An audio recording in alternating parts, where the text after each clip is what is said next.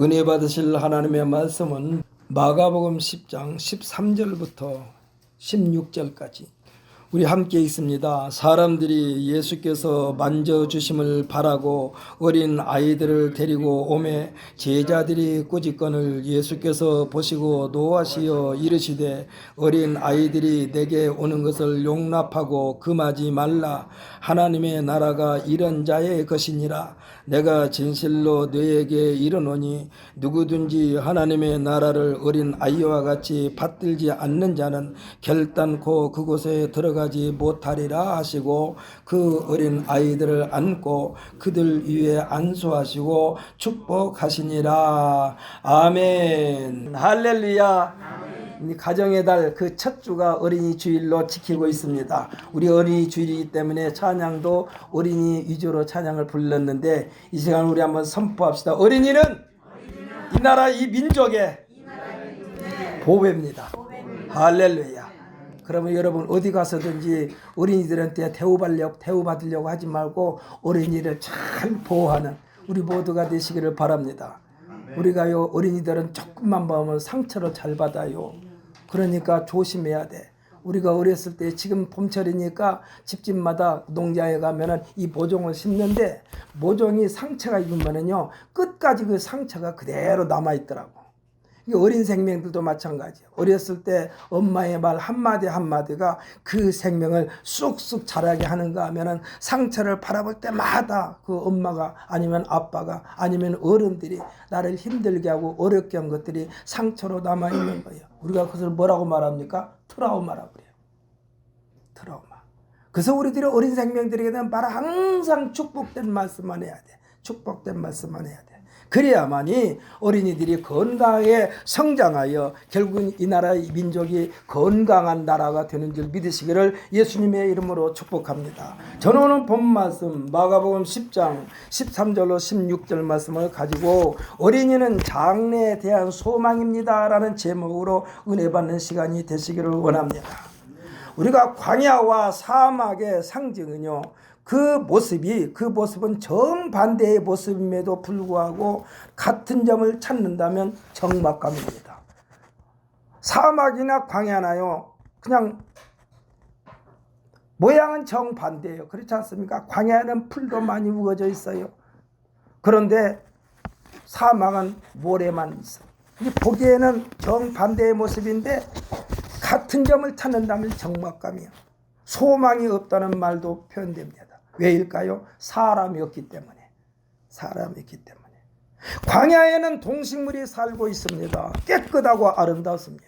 성경에서의 광야는요 길이 없는 것으로 표현됩니다. 사람이 살고 있다는 흔적이 없는 것을 말합니다. 그래서인지 형벌을 내릴 때에 광야로 쫓아낸다는 말씀도 성경에 기록되어 있어요. 사막은 어떻습니까? 사막하면 떠오르는 것이 동식물이 없습니다. 생명이 존재를 찾을 수가 없습니다. 강한 모래바람만 날리는 곳입니다. 그래서 내가 특별하게 표해 놓지 않으면은 어제 왔던 모래산이 그 이튿날 가면 모래산이 없어져 버렸어. 어디로 옮겨 버렸어. 바람이 불어가지고 모래산이 이동을 하는 거예요. 얼마나 강한지 모래산이 수시로 바뀐다는 것입니다. 어쩌다 발견되는 물에 대해 우리는 뭐라고 말합니까? 오아시스라고 합니다. 오아시스. 인생의 갈증을 풀어줄 때에 우리들이 보통 뭐라고 말합니까? 사막의 오아시스 같은 존재라고 표현하기도 합니다. 하나님은 아무것도 없는 상태에서 창조의 역사가 시작됩니다. 사람이 살아갈 수 있는 환경을 다 만들어 놓으셨어. 하나님은 그 맨 마지막에 사람을 만드신 후에 첫 번째 명령이 뭡니까? 생육하고 번성하라고 그랬습니다. 생육하고 번성하라. 그런데요 생육하고 번성한다는 것은 왁자지껄한 것을 말하는 거예요. 공동주택에서 사회의 이슈가 되는 것이 있는데 층간 소음 문제 때문에 다투고 막 나중에는 일어날 일이 아닌데 살인사건까지 일어난 것을 보게 됩니다. 그런데요 이 소음의 발판은 어린 아이들이 건강과도 관계가 있어. 건강한 아들이 위층에서 살고 있기 때문에, 건강한 어린이가 위에서 지금 건강하게 잘 자라고 있기 때문에 그것을 내 손주, 내 자식이 그렇게 건강하게 뛰는다고 하면서 좀 받아들이면 안 될까 하는 생각이 들 때가 한두 번이 아닙니다. 신나게 뛰놀 수 있는 공간이 거실이거든요. 모든 사람들이 내 자식, 내 손주를 여기면서 함께 즐긴다면 얼마나 좋을까요? 이것이 더불어서 사는 거예요. 이들의 활동이 멈추면 어떻게 됩니까? 그것은 죽은 사회로 변하는 거예요. 죽은 사회. 살아있으나 죽은 거나 마찬가지예요. 생육하고 번성하고 있다는 증거는요, 새 생명의 울음소리입니다. 생육과 번성을 멈춘다든지 생육과 번성의 반대인 살육과 전쟁은 하나님 명령에 반기를 드는 행위입니다.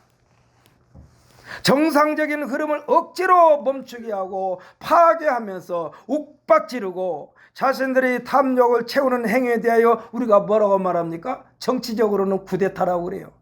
쿠데타. 하나님의 명령을 거역하고 육체의 탐욕을 채우려는 행위는 하나님에 대한 반역, 하나님에 대한 쿠데타입니다. 그러니 하나님이 그를 용서할 수가 없는 거예요. 이에 대한 심판을 피할 방법이 없습니까? 없습니다. 생육과 번성을 거역하면 지구의 종말입니다. 지구의 종말. 성경 베드로전서 3장 10절로 11절에 보면은 생명을 사랑하고 좋은 날을 보기를 원하는 자는 혀를 금하여 악한 말을 그치며 그 입술로 거짓을 말하지 말고 악에서 떠나 선을 행하고 화평을 구하며 그것을 따르라라고 말씀하고 있습니다. 생명을 사랑하고 좋은 날 보기를 원하는 것이 하나님의 뜻인 줄 믿으시기를 바랍니다. 모든 악행은 생명을 경시화하는 데서부터 출발되어지는 거예요. 가끔 TV 뉴스에서 선행을 하는 사람들에 대한 인터뷰하는 장면을 우리가 보는데 그들이 한결같이 하는 말이 있습니다. 뭐라고 말합니까? 어떻게 이런 일을 할 수가 있습니까? 위험을 감수하고. 근데 그 사람들은 뭐라고 말합니까? 그 누구라도 이러한 상황 속에서는 저와 같은 행동을 했을 것입니다 라고 하면서 당연한 것처럼 말을 해요. 대단한 겸손입니다. 그러나 이와 같은 의인과 같은 행동을 하는 사람이 많지를 않습니다. 그냥 지나쳐버리는 거예요. 나와는 아무 상관이 없으니까 지나쳐. 근데 사실은 지금 그것을 신경 쓰다 보면 또 이렇게 당할 수가 있어요. 지나가다가 어린아이들한테 예쁘다 소리도 못해. 예쁘다 소리만 하면 눈을 크게 뜨고 왜 그러세요? 그래. 예쁘니까 예쁘다고 그러는데 그 말도 못해. 그러니까 지나가는 아이들에게 잘못한 행동에서 지적을 하면은 어른들한테 거기 쳐들고 대들어요. 내가 당신 아들이냐고. 그러니 이 세상이 어떻게 된 거예요? 자식들이 많지 않다 보니까 집에서 자식 교육이 엉망진창이 돼버렸어. 그래서 옛날에는요, 지금은 모두가 다 결혼 연령이 높아졌어요. 옛날 어른들이 결혼하는 방법이 맞는 거예요. 남자가 됐든 여가 됐든 제2세대 말하자면 새 생명을 생산할 수 있는 나이가 되면은 딸을 가진 부모나 아들 가진 부모는 억지로라도 결혼을 시켰어요. 그렇지 않습니까? 얼굴도 모르는 사람 중매쟁이가 왔다 갔다 얘기해가지고 그냥 결혼해서 사는 거예요. 근데 그렇게 억지로 맺어진 결혼하는 사람들이 지금 생각하면 다 그냥 이혼하고 헤어져야 되는데 아니에요. 끝까지 사는 사람들이 많아요. 얼마 전에가 말씀드렸죠. 노인 부부가 나와서 TV에 나왔는데 결혼 80주년 기념행사를 하더라고.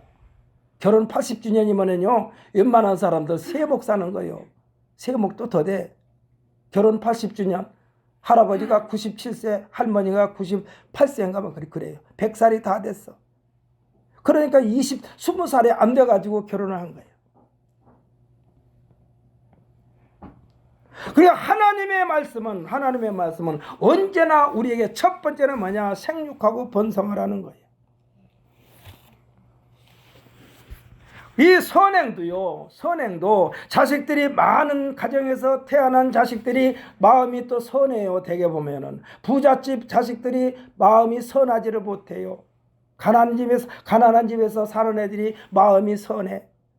선행이란 하나님의 말씀, 생명을 사랑하고 좋은 날 보기를 원하는 하나님의 뜻을 품고 사는 사람이라고 할 수가 있습니다. 하나님의 선은요, 출발도 과정도 결과도 다 하나님께서 기뻐하실 때만이 진정한 하나님의 선이라고 할 수 있어요. 근데 사람들은 안 그러잖아요. 그냥 출발도 과정도 필요 없어. 그냥 결과만 좋으면 다른 거 다 덮어져. 잘못한 것도 다 덮어져. 그래서 사람들이 하는 말이 그래요. 누구누구가 뭐 할 때 살기가 좋았는데, 누구누구가 정권을 쥐고 있을 때 살기가 좋았는데, 근데 대개 보니 그 사람들이 어떤 사람들 다 쿠데타 일으킨 사람들이요.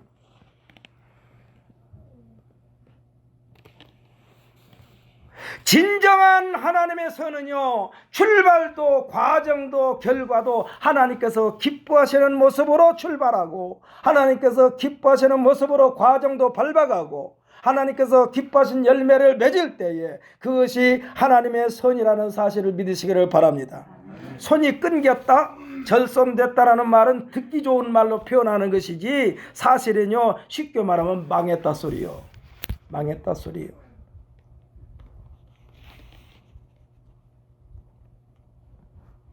지나가다 보면은 어떤 산소는 아주 고급스럽게 잘 해놨는데, 보면은 중간에 어떤 산소는요, 또 그냥 저기요, 그냥 아주 민둥상이 된 산도 있어. 왜 그렇습니까? 절손돼서 그래. 손이 끊어져서 그래. 오늘날 우리들의 삶의 현장은요, 망하는 길로 가고 있습니다. 국제적인 기구인 경제협력개발기구, 일명 OECD라고 그러죠. OECD 국가에 포함된 나라 중에 우리나라가 29번째 가입국입니다. 29번째 가입국이야.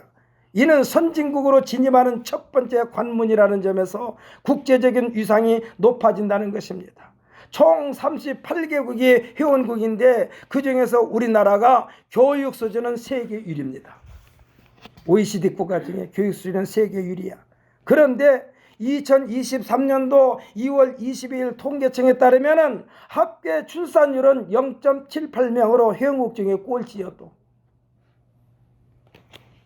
그러면서 이는 회원국 중에 이들어라면 가장 먼저 지구상에서 없어질 나라라는 데 우리가 충격을 받았습니다.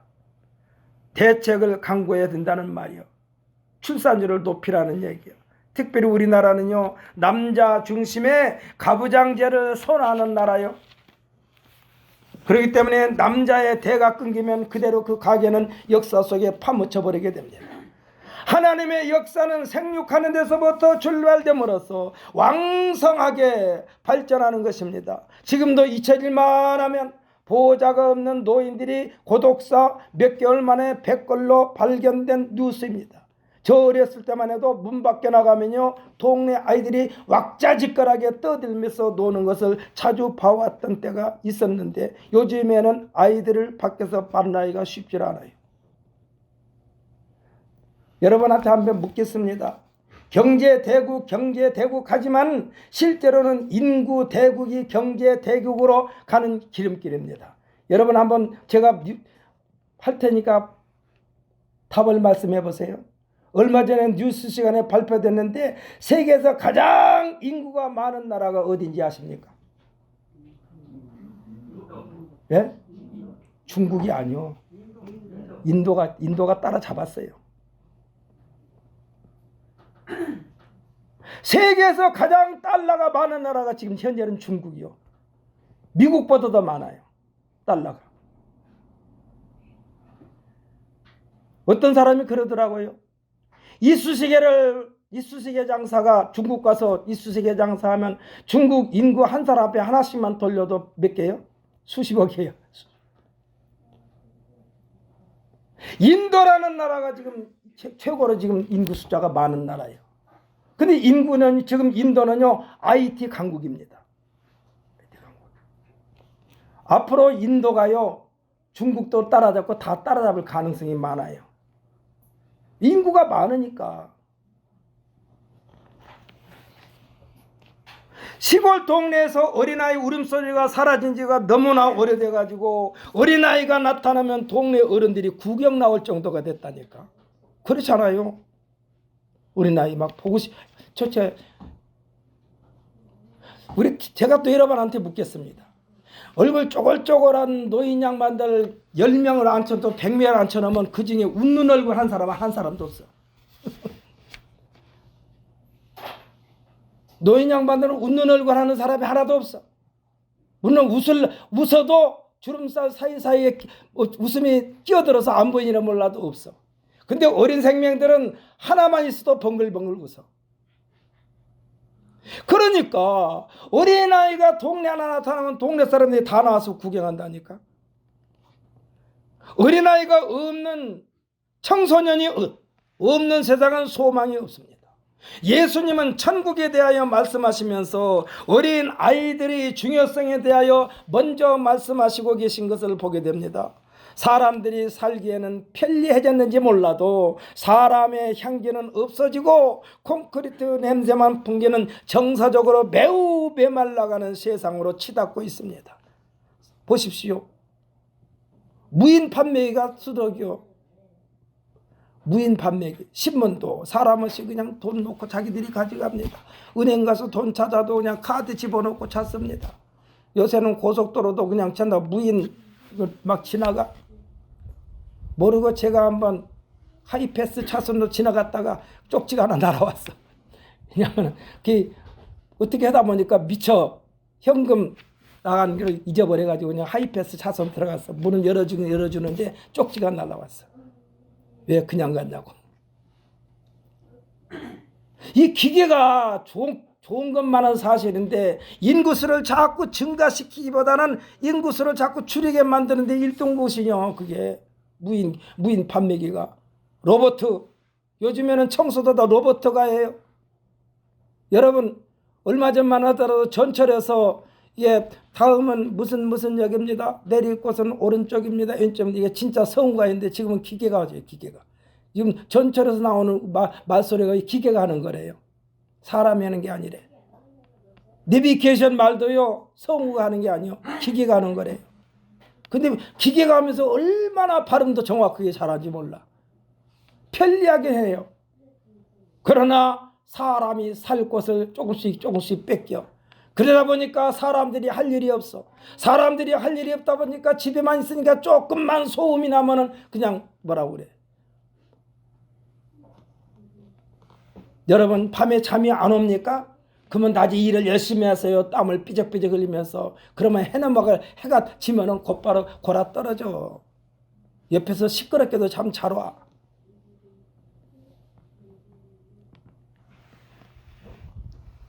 세상에는 무인 점포, 무인 단말기, 로봇가, 심지어 식당에서 홀서빙도 지금 로봇가 하네.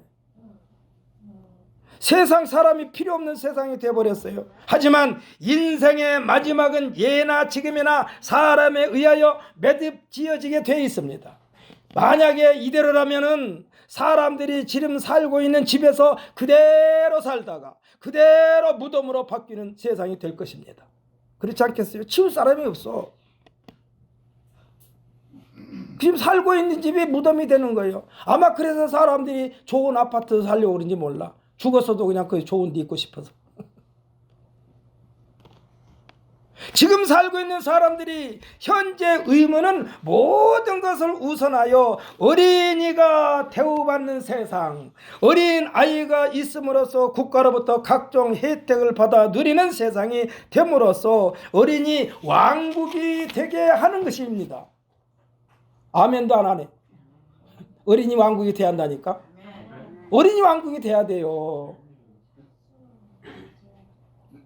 저도 참 할 말은 없어요. 왜냐하면 저도 자식 키울 때에 교회 다니는데 예배 시간에 시끄럽게 하니까 데리고 나가가지고 좀 혼냈어요. 그걸 사모님한테 들켜가지고 사모님한테 혼났어. 그래서 내가 지난번에 애들 왔다 갔다 시끄럽게 해도 그냥 그대로 두라고 그랬어. 부모들이 부담 갖지 말고 시끄럽게 해도 할 말 내가 다 할 테니까 걱정하지 말고. 그렇다고 해서 막 떠들고 놀으라는 얘기는 아니야. 애들 자연스럽게. 오늘 본문에서 예수님의 제자들이 어린 아이들에 대한 태도가 잘못된 것에 대한 예수님의 교훈입니다. 어린이들은 속된 말로 하면 어린이들은 키우는데 생산하는 사람은 아니요. 소비하는 사람이죠. 그죠? 계속해서 돈 들어가는 쪽이에요. 그러다 보니까 어른들이 볼 때는 어린애들은 안 왔으면 좋겠다 하는 생각을 들었나 봐. 그 부모들은 예수님의 손에 한번 만져보고 싶어 하려고. 예수님 손에 한번 만져봄을 봤으면 해가지고 어린아이들 데리고 왔는데 제자들이 그냥 어린아이들을 놔버리는 거예요. 어른들이 어린이들에게서 배워야 할 점이 참 많다는 뜻도 됩니다. 그 핵심이 15절입니다. 뭐라고 그랬습니까? 내가 진실로 너에게 이르노니 누구든지 하나님의 나라를 어린아이와 같이 받드는 자들의 몫이라는 얘기입니다. 너희가 하나님의 나라 천국을 배정받은 자로서, 사랑하는 성도 여러분, 오늘 이 시간에 예배에 참석한 우리들은 하늘나라를 배정받은 줄 믿으시기를 바랍니다. 배정받았으면요, 그 배정받은 그곳에 들어가려고 노력을 해야 돼요. 여러분, 아파트 배정받으면은 여러분, 내가 가장 로얄층이라고 배정받았는데 다른 사람이 그곳에 가게 내버려 둡니까? 지킵니까? 지켜야죠. 배정받았으니까. 여러분은 예수를 믿음으로 천국 영생의 나라를 배정받았어요. 그렇기 때문에 여러분 정신을 차려야 돼요. 빼앗기지 않으려면. 악한 원수마귀 사탄은 그것을 뺏으려고 온갖 수단과 다 동원합니다. 너는 여러분에게 말합니다. 신앙생활은요, 죽으면 죽으리라, 그런 각오로 신앙생활 하시기를 예수님의 이름으로 축복합니다. 그래야만이 배정받은 그곳에 갈 수가 있어요. 정신 똑바로 차려야만이 배정받은 데를 제대로 찾아간다니까. 내가 진실로 내게 이르노니 누구든지 하나님의 나라는 어린 아이와 같이 받드는 자들의 몫이라는 얘기요. 너희가 하나님의 나라 천국을 배정받은 자로서 그곳에 들어가려면 어린 아이와 같이 되라는 말씀입니다. 예수님은 밤에 몰래 사람들이 눈을 피하여 찾아온 니고데모에게 하신 말씀이 있습니다. 요한복음 3장 3절인데 우리 한번 찾아서 읽어보십시다. 신약성경 145페이지. 요한복음 3장 3절입니다. 요한복음 3장 3절 읽고 난 뒤에 그 자리 그대로 좀 두세요. 밑에 또 읽을 거 있으니까. 요한복음 3장 3절 함께 읽습니다. 예수께서 대답하여 이르시되 진실로 진실로 내게 이르노니 사람이 거듭나지 아니하면 하나님의 나라를 볼 수 없느니라. 아멘. 할렐루야.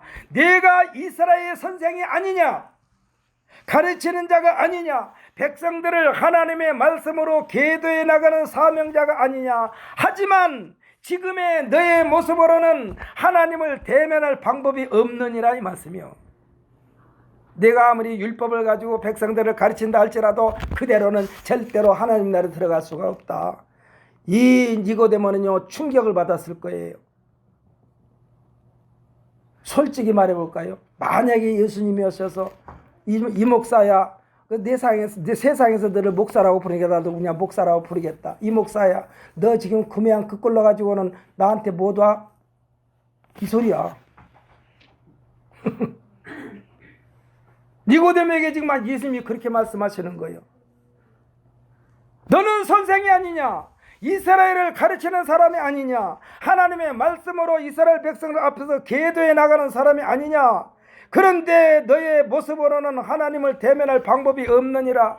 사도 바울 선생은 복음을 전하는 자리에서 뭐라고 그러냐, 내가 내 몸을 복종하게 하면 내가 남에게 전판 후에 자신이 도리어 버림을 당할까 두려워함이로라.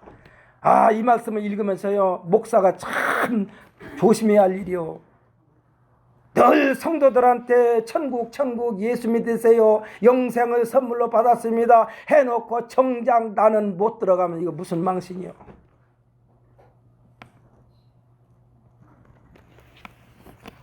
지금 사도 바울 선생이 그랬어요. 내가 내 몸을 복종하게 하면 내가 남에게 전판 후에 자신이 도리어 버림을 당할까 두려워함이로라. 이것이 처음 초심을 잃을까 봐서 하는 소리야. 초심. 사랑하는 성도는 절대로 초심을 잃어버리면 안 돼요. 한번 예수 믿기로 작정했으면 끝까지 예수님의 옷자락을 붙들고 사시기를 예수님의 이름으로 축복합니다. 그 방법은 뭐예요? 하나님 말씀대로 사는 거요. 하나님 말씀대로 사는 거요. 며칠 전인가 제 아내가 저한테 뭘 주면서 그거 버리라고 그러더라고. 버리라고 그러면서. 그래서 내가 그랬어. 그럼 나도 버려? 요새는요, 남편도 아내도 버림을 당할 수가 있어. 정신 차려야 돼. 누구에 대해서? 저는 제 아내 앞에서 정신 차려야 돼. 눈 밖에 나면 버리는 거지 뭐. 그래서 가끔 제가 나를 안 버렸구나 하고 확인하는 건 있어요. 뭔지 아십니까? 아무리 맛있는 음식을 만들어가지고 첫 번째 제 입에다 넣어줘. 나를 안 버렸구나. 나는 버린 몸이 아니구나.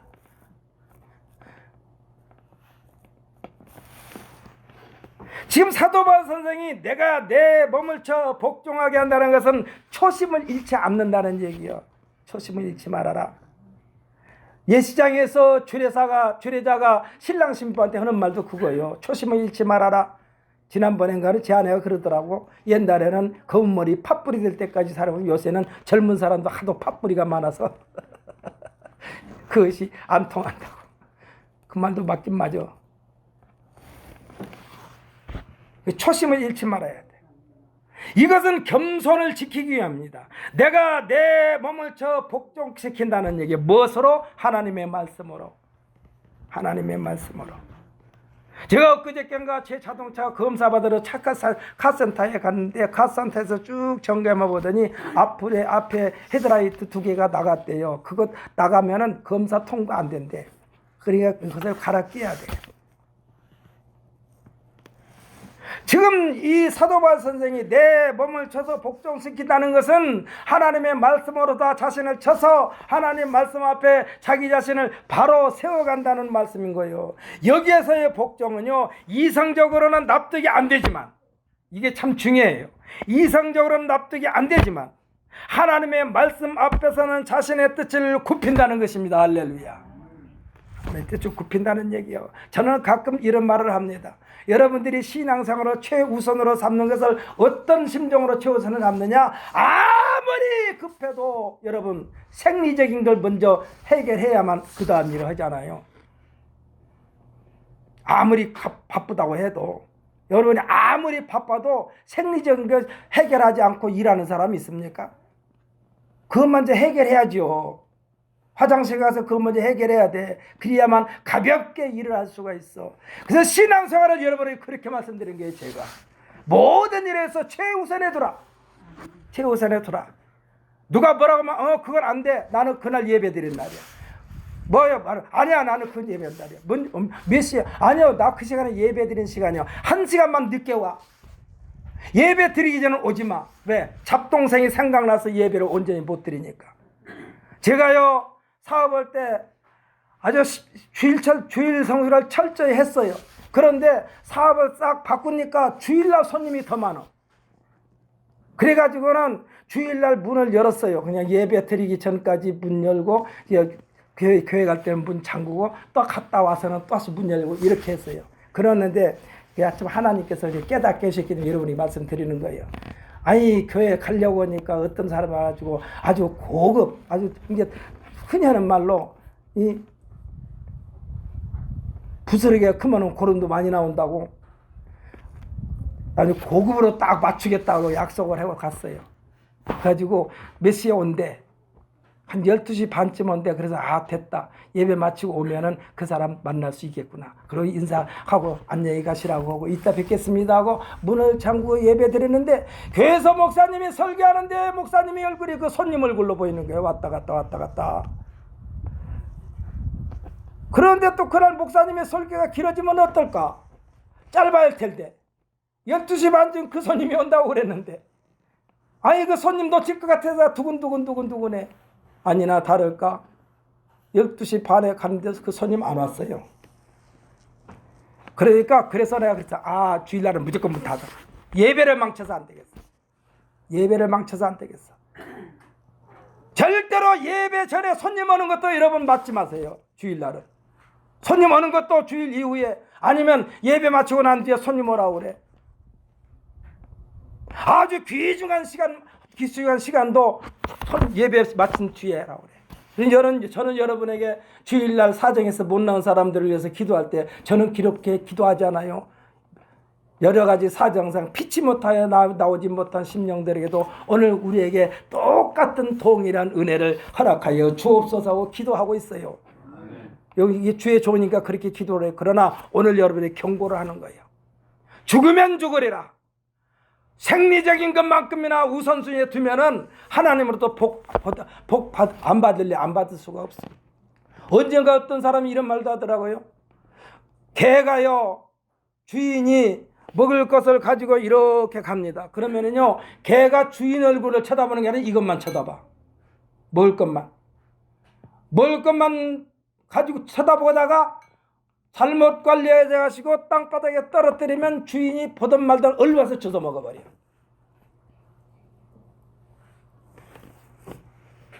그러니까 어떤 목사님이 그러더라고. 적어도 성도들이 그 개처럼만 하나님의 말씀을 덥석덥석 먹었으면 참 좋겠다라는 말을 하더라고.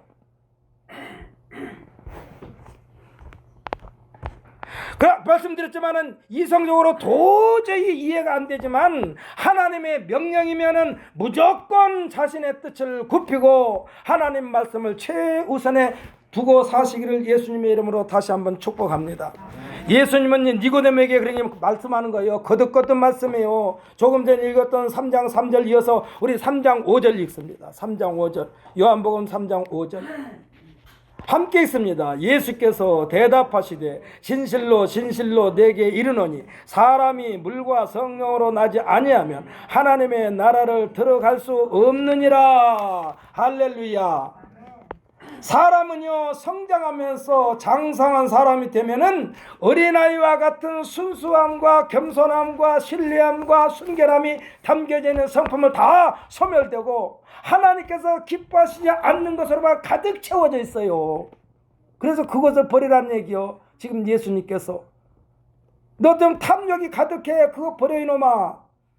정욕이 가득해 이놈아 그거 버려. 내가 지금 살고 있는 탐욕과 정욕의 노예로 전락되었어. 그러니 천국에 못 가.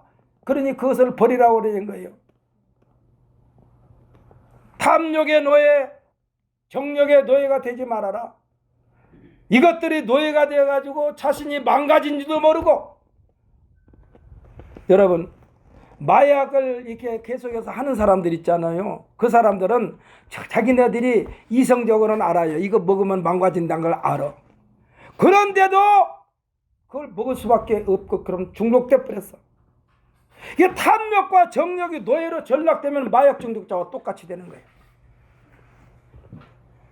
그대로 그렇기 때문에 이대로는 불가능하다는 얘기. 그래서 예수님께서 니고데모에게 말하는 거예요. 물과 성령으로 거듭나야 되겠다. 이 말은 새롭게 태어나야 되겠다. 새 사람이 되어야 되겠다. 그런데 이에 대하여 이 사도 바울 선생님이 뭐라고 하느냐. 누구든지 그리스도 예수 안에 있으면 새로운 피조물이라. 이전 것은 지나갔으니 보라 새 것이 되었도다. 할렐루야. 성령의 뜨거운 용광로 속에 들어가서 옛사람을 다 녹여버리고 할렐루야. 새 사람으로 만들어지란 얘기요. 여기서 있는 이종걸 목사와 우리 성도들과는 서로 사이클이 잘 맞아 떨어지기를 예수님의 이름으로 축복하고 신신당부합니다. 왜 그러냐? 저는 여러분을 위해서 새벽마다 목소리가 터져라고 여러분을 위해서 기도한다니까. 한 사람 한 사람 떠올리면서 다 기도해. 갖고 그들을 괴롭히는 모든 악한 세력들아 여호와 하나님은 소멸하는 불이라고 하였으니 우리 아무개함에 계십사 아무개함의 성도 고통의 근원을 다 깨끗하게 소멸시켜버려 주시옵소서 하고 기도한다니까. 그러면은 하나님께서 어떻게 하는 여러분 경험을 했죠. 풍선에다 바람을 잔뜩 넣어보십시오.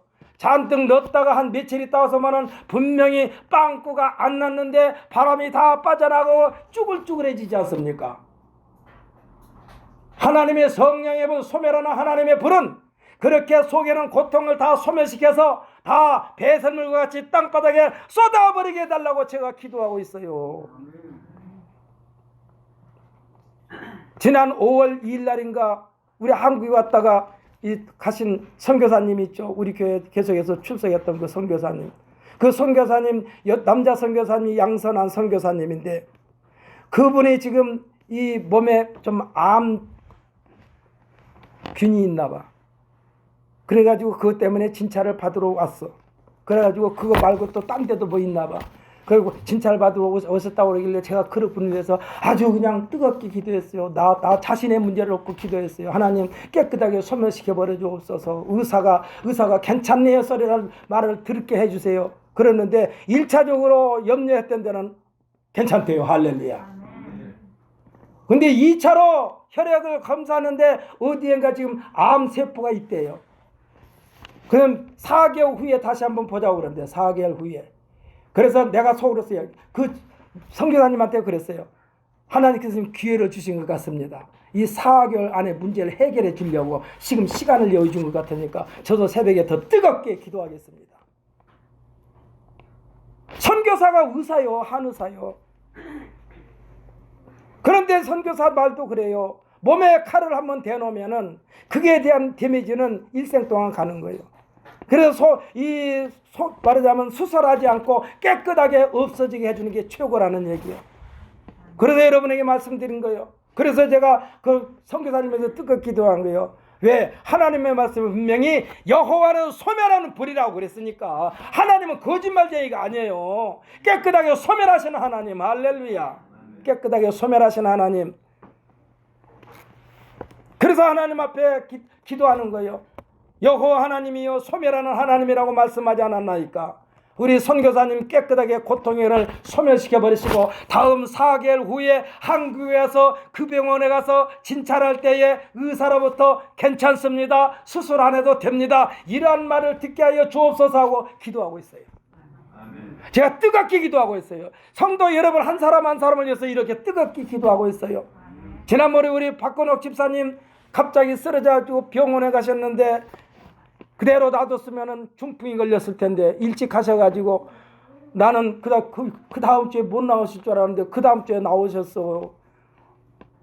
오셔가지고 하실 말씀이 그거요. 그렇게 쓰러졌었다고. 근데 집사님보다 좀 늦게 온 사람 지금 반신불수가 되어서 지금 병원에 있대요. 근데 집사님은 아무렇지 않게 이렇게 오셨어. 그래서 집사님을 붙들고 하나님 앞에 기도했어요. 주여 우리 집사님 아버지 돌아가실 때까지, 돌아가신다고 하면 좀 뭐해서 내가 하나님 앞에 갈 때까지 마라톤 선수가 완주한 것처럼 인생 마라톤 완주하게 하여 주옵소서 기도하고 있어요.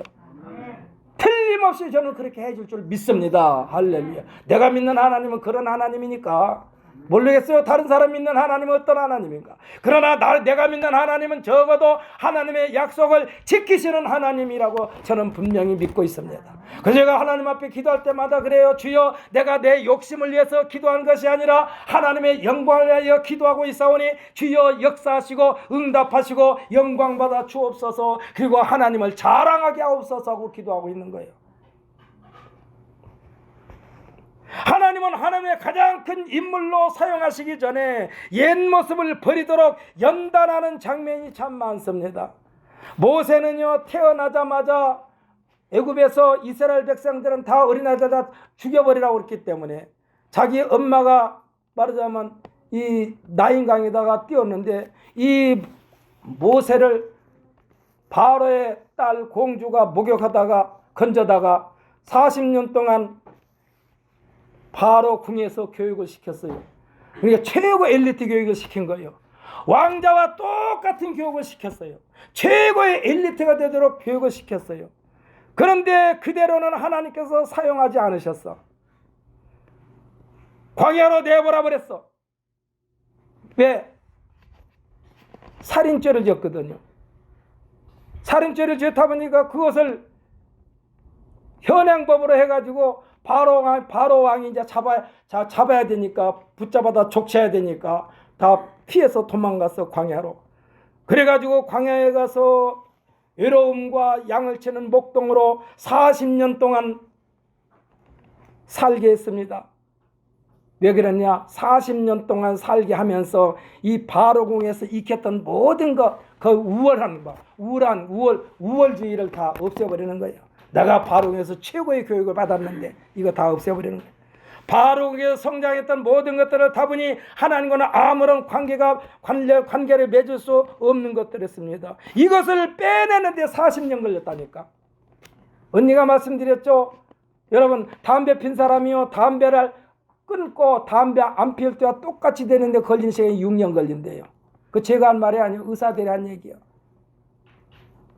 담배 핀 사람이 몸에서 니코틴 독을 빼내려면 담배를 끊고 6년 동안 안 피해야만이 몸에서 이 니코틴 독이 빠져나간대요. 그러니까 지금 이 하나님께서 모세를 40년 동안이나 그 몸의 배에는 바로 공해석의 우월주의 그를 빼내는데 40년 걸렸어.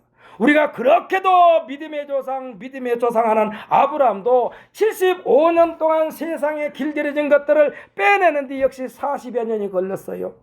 이스라엘 백성들을 애굽의 종살이 430년 동안이나 종의 성품을 빼내는데 광야에서 40년이나 걸렸어요. 이것을 하나님께서 하나님의 계획대로 그들을 사용하시는데 장애물이 되는 것들을 다 소멸해야 된다는 하나님의 원칙입니다. 그래서 여러분, 내가 교회 다니지 교회 다닌 지가 얼마나 됐는데 왜 이럴까? 아직 독이 덜 빠져서 그래요. 독이 덜 빠졌다고 생각해요. 하나님이 독 다 빠질 때까지 연단한다니까. 저는 이것에 대하여 가끔 여러분에게 말씀드립니다. 중화요리에서요 빼놓을 수 없는 게 밀가루 아닙니까? 이 밀가루 반죽 어떻게 합니까? 그냥 생밀가루는 아무것도 못 만들어. 밀가루 그자를 아무것도 못 만들어. 그런데 요리사가 밀가루에 적당량의 물을 부어 반죽하는 것과 같습니다. 수십 번, 수백 번 반복되는 이 반죽, 이것을 어른들이 치댄다고 그러더라고. 치댄다고 표현합니다.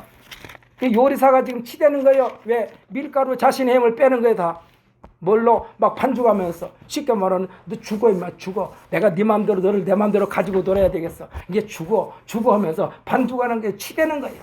지금 바로왕도 그렇고 모세도 그렇고 아브라함도 그렇고 하나님께서 치대한 게 얼마 동안? 40년 동안. 이스라엘 백성들을 애굽에서 종살이를 해방시켰는데 이스라엘 백성들에게 하나님의 복을 주려고 그러는데 그냥 안 돼. 좀 반죽이라 치대는데 40년 걸렸어. 마음대로 밀가루를 다룰 수 있을 때까지 치댄 다음에 비비고 늘려서 가느다란 면발을 만드는 것입니다. 하나님의 연단은요, 옛 모습을 버리게 하는 하나님의 훈련입니다. 이 훈련은 역시 예수님이 12 제자들을 선택하여 훈련시키는데 어느 단계까지 훈련시키느냐가 그 표본이 오늘 본문에서 말씀하신 어린아이야. 할렐루야. 어린아이 같이 될 때까지 훈련시키는 거예요. 어린아이가 될 때까지 훈련시키는 거예요. 그래서 시키는 대로 할 때까지. 교회에서 장로는, 교회에서의 장로나 권사나 집사는요, 하나님이 시킨 대로 할 때까지 훈련시키는 거예요.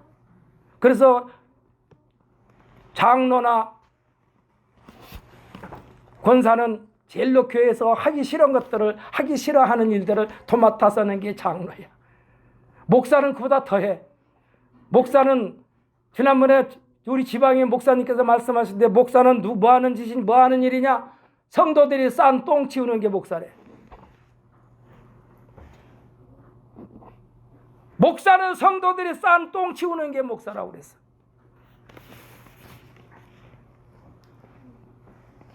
그러니까 어린아이와 같이 될 때까지 훈련시키는 거예요. 어린아이들은 어른들이 명령하면 명령한 대로 하지 않습니까? 물론 지금은 정보화 시대, 인터넷 시대가 되어가지고 어린아이들이 아주 닳고 달아가지고 웬만한 어른들 못지않게 아주 조금은 그릇된 쪽으로 성장하여 어른들의 교훈이 전혀 먹혀들지 않는 상황이 되고 말았습니다만, 그러나 물질물명이 발달하면 발달할수록 하나님에게서는 점점 벌어집니다. 그렇다손 치더라도 어린 아이들은 어른들처럼 아직 굳어 있지를 않았기 때문에 소망이 있는 줄 믿으시기를 바랍니다. 그래서 어린 아이들은요 자꾸 바뀌어요. 목표가. 초등학교 다닐 때는 선생님 되는 게 최고로 꿈이라고 해가지고 학생들이 초등학생들은 너 다음에 커서 뭐 될래? 나 선생님 될래? 또 TV에서 막 이 소방수라고 그럽니까? 소방사라고 그럽니까? 소방관들이 막 불을 끄고 용감하게 할 때는 나도 소방관 될래. 경찰관들이 범인을 잡아가지고 그냥 꼼짝 못하게 꼼꼼 나는 경찰관 될래. 수없이 이렇게 변해 어린아이들은. 그렇기 때문에 아직 굳어있질 않아요. 그래서 아무리 나쁜 쪽으로 조금 이렇게 이 물이 들어가도 어린아이들에게는 소망이 있어. 왜? 고칠 수 있는 정신 그런 시간이 있어. 그냥 정신세계로 혼탁하게 하는 미디어 세상에서 어른들이 어떻게 처신해야 되겠는가? 또 다른 우리들이 기도 제목입니다. 한 가지 방법이 유일합니다. 이 유일한 방법은요, 실천하여 사사 중에 사사요 선지자 중에 선지자로 성장시킴을 받은 사람이 누구냐? 사무엘이고, 이 사무엘을 하나님께서 서원한 대로 제단에 바친 사무엘의 어머니 한나 여사입니다. 저는 저 한나 여사라고 했지만 한나는요 선지자나 마찬가지야. 하나님께 울부짖으며 성경에서는 뭐라고 그러냐? 한나가 마음이 괴로워서 여호와께 기도하고 통곡하며 그랬어요. 통곡하며 그랬어. 남편 엘가나의 특별한 사랑을 받았지만 이 남편 엘가나에게는 2명의 아내가 있었는데 그 첫 번째가 한나요, 두 번째가 브닌나요. 그런데 이 한나는요 남편으로부터 특별한 사랑을 받았지만 자식이 없는 한나, 여기에 반하여 또 다른 아내인 브닌나는 엘가나를 통한 자식들이 좀 많았는 것 같아. 브닌나의 비아냥되는 행위가 남편으로부터 특별한 사랑을 받았다 할지라도 한나에게는 자존심이 걸렸던 거예요. 이에 대한 솔직한 고백이 하나님 앞에서 통곡 울부짖으며 기도하는 일밖에 없었기 때문에 서원 기도를 한 것입니다. 그 기도 내용을 한번 함께 읽어보겠습니다. 구약성경 408페이지.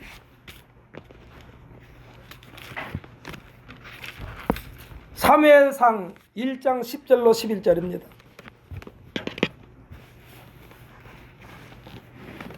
구약성경 408페이지.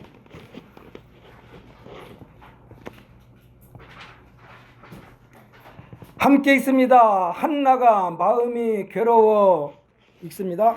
저기 1장 10절부터 11절까지 함께 있습니다. 한나가 마음이 괴로워서 여호와께 기도하고 통곡하며 소원하여 이르되 만군의 여호와여, 만일 주의 여종이 고통을 돌보시고 나를 기억하사 주의 여종을 잊지 아니하시고 주의 여종에게 아들을 주시면 내가 그의 평생에 그를 여호와께 드리고 삭도를 그의 머리에 대지 아니하겠나이다. 아멘. 할렐루야.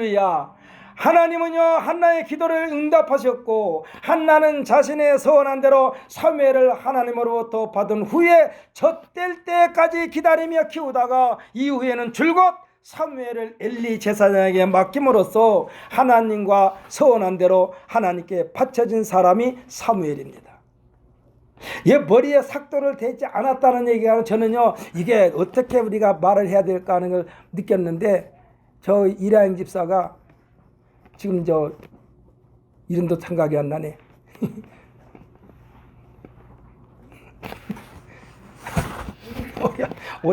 오리온 이름 생각이 안 나.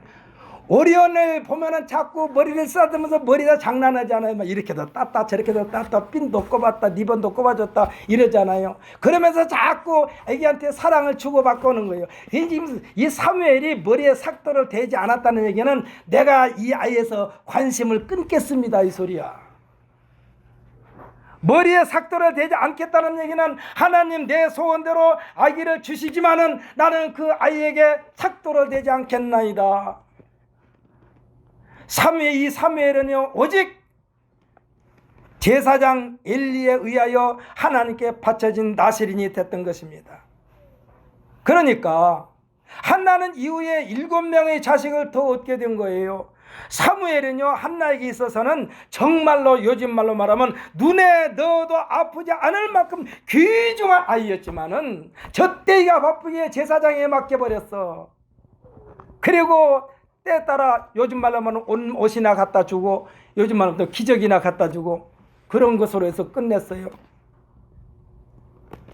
하나님께 서원 약속한 대로 온전히 하나님께 바쳐졌고, 이 사무엘을 통한 하나님의 역사는 오늘날 이스라엘이라는 하나님의 장자 민족을 태동케 하는 놀라운 도구로 사용받게 된 것입니다. 사랑하는 성도 여러분, 어린아이들을 그렇게 귀중해요. 나오면 어떻게 할지를 몰라. 이라영 집사, 우리 오늘 내가 어린이 주일이어가지고 오늘 선물 주려고 5명분을 내가 갖고 왔는데 셋이 안 나와가지고 2사람한테 다 줘야 되나, 다음 주에 나오면 이렇게 줘야 되나. 근데 나 다음 주에 나오면 주려고 무슨 2사람만 맨 처음에는 그랬어요. 2사람 거니까 세 사람 걸 가운데로 딱 쪼개가지고 2사람한테 나눠줘야 되겠다는데, 혹시 우리 성도들이 그럴까 봐서, 아이 목사님 자기 손주라고 자기 손주한테 다 주네 이럴까 봐서 그렇게 안 하고 오늘은 2사람 먹으면 2사람 주고 나머지 3사람 먹으면 다음에 오면 주려고. 그것도 다음 주까지만 기한을 주는 거예요. 양집사님 손주 데리고 와 다음 주에. 액수가 크죠. 그걸 떠나서 내가 은혜가지고 빠빠른 새 돈으로 바꿔다가 지금 준비해놨는데 액수가 많고 적음을 떠나서 내가 주한이한테 주려고 딱 준비해놨어. 근데 오늘 안 왔어. 그러니까 이 어린 생명 사무엘을 하나님께 바쳤더니 사무엘이 이스라엘 민족, 이스라엘이라는 나라를 만드는데 1등 공신이 된 거예요. 이 지금 니온이나 태겸이가 아니면 주한이나 산이나 해가 어떤 인물이 될지 몰라. 아주 귀중하게 여기시한다니까. 사랑하는 성도 여러분, 한 아이 사무엘이라는 이 사람은요, 이스라엘의 역사에서 빼놓을 수 없는 사람, 하나님의 사람이 됐습니다. 매우 귀중한 어린 시절, 그의 어머니 카리스마가 넘치는 한나의 결심이 이스라엘을 있게 하였고, 그에게는요 한 생명을 하나님 앞에 바쳤더니 아기를 낳지 못했던 한나가 7명의 자식을 얻게 했던 것입니다. 저는 여기에서 여러분에게 말씀드리고 싶습니다. 여러분 얼마만큼 자신에게 무엇을 얼마만큼 가지고 있습니까? 한나가 사무엘을 드린 것처럼 하나님 앞에 한번 하나님하고 내기해서 바쳐질 생각은 없습니까? 그래서 이정글 목사가 재산 팔아서 바치라고 했다고 또 소문내면 안 되고, 제가 지금 그렇게 말씀드린 거예요. 하나를 드렸더니 7배를 주신 하나님, 할렐루야. 여러분에게 하나님, 여러분 귀중한 게 집에 있습니까? 하나님 앞에 한번 드려보세요. 그리고 하나님 앞에 때렸어요. 하나님 하나 드렸더니 7을 줬는데 나도 하나 드렸으니까 적어도 7 흉내는 못 된다라도 배는 더 주셔야 되지 않겠습니까? 하고 하나님 앞에 한번 따져보고 싶은 생각 없습니까? 사무엘 하나를 바쳤더니 7명의 자식을 얻게 했던 거. 오늘날 우리들이 해야 할 일은 어린 생명 하나하나를 귀중하게 여기면서 장래를 보장받는 소망이 넘치는 우리 모두가 되시기를 예수님의 이름으로 축복합니다. 아멘. 할렐루야. 이 시간에 오늘 기도합시다.